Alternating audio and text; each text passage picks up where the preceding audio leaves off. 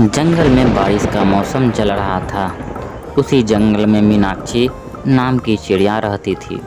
वो पेट से थी, इसी वजह से बारिश आने के पहले वह अपना पक्का घोंसला नहीं बना पाई, इसीलिए वह बारिश से परेशान हो रही थी। बारिश का मौसम तो आ गया है, मुझे अपना पक्का घोंसला बना लेना चाहिए था। अब मैं क्या करूं?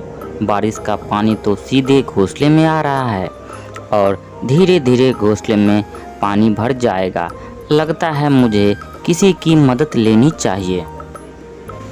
कुछ अनाज लेकर उड़ने लगती है और किसी से मदद लेने चली जाती है। उड़ते उड़ते वह खुशबू चाची के घर के बाहर आ गई और उन्हें आवाज़ लगाने लगी। खुशबू चाची, दरवाज़ा खोलिए, ज़रा मुझे अपने घोंसले में ले लीजिए। बाहर बहुत बारिश हो रही है, मैं बारिश में बहुत भीग रही हूँ। अरे यार, कौन है बाहर? कोई आराम से सोने भी नहीं देता। जाने दो, कोई भी हो, अगर अभी दरवाज़ा खोलूँगी तो इसे घर के अंदर लेना पड़ेगा। अभी सोने का थोड़ा नाटक करती हूँ।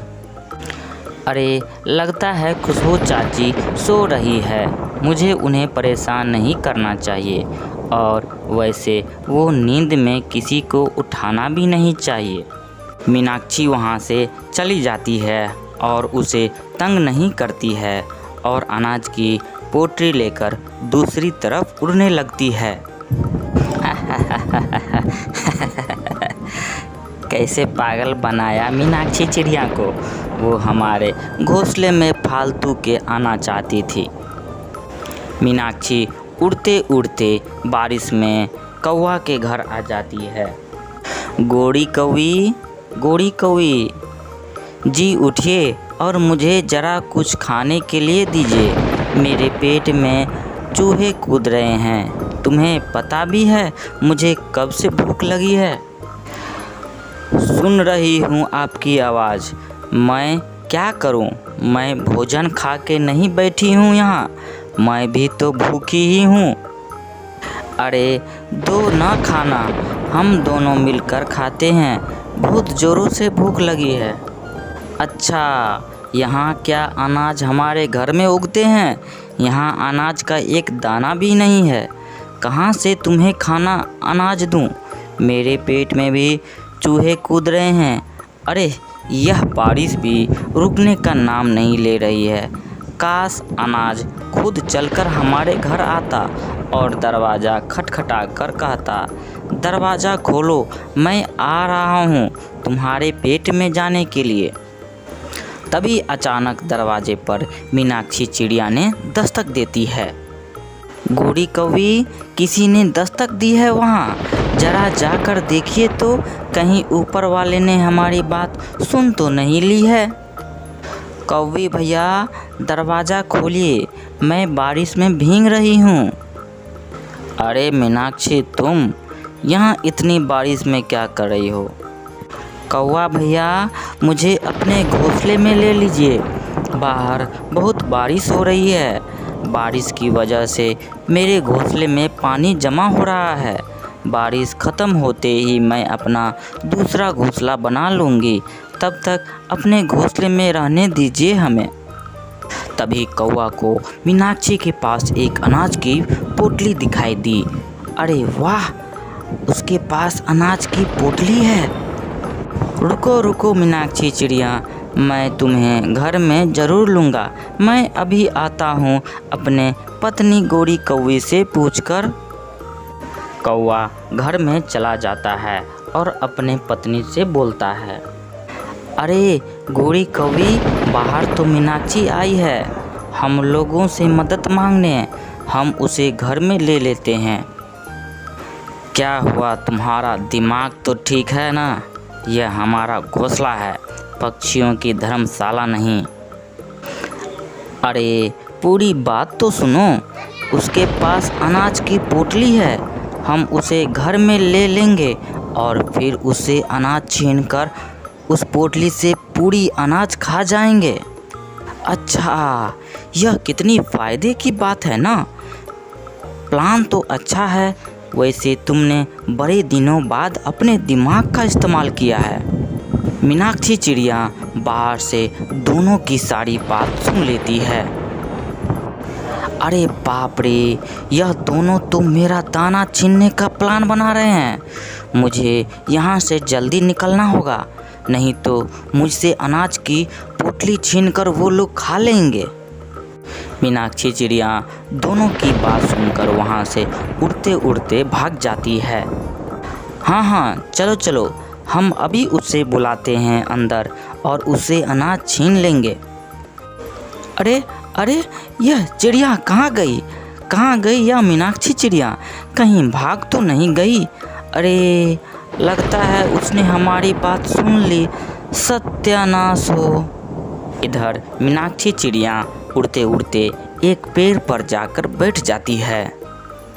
अरे बाप रे, अच्छा हुआ मैं उन कौओं के झांसे में नहीं आई, लेकिन ऐसी हालत में मैं ज़्यादा उड़ नहीं पा रही हूँ। एक शिकारी कौवा वहाँ से गुजर रहा था। वो मीनाक्षी चिड़िया को देख लेता है। अरे वाह, इस बारिश में तो मुझे अच्छा खासा शिकार मिल गया है। अब इस चिड़िया को अपने घर ले जाकर इस पर गरम गरम मसाले डालकर मज़े से खाऊंगा।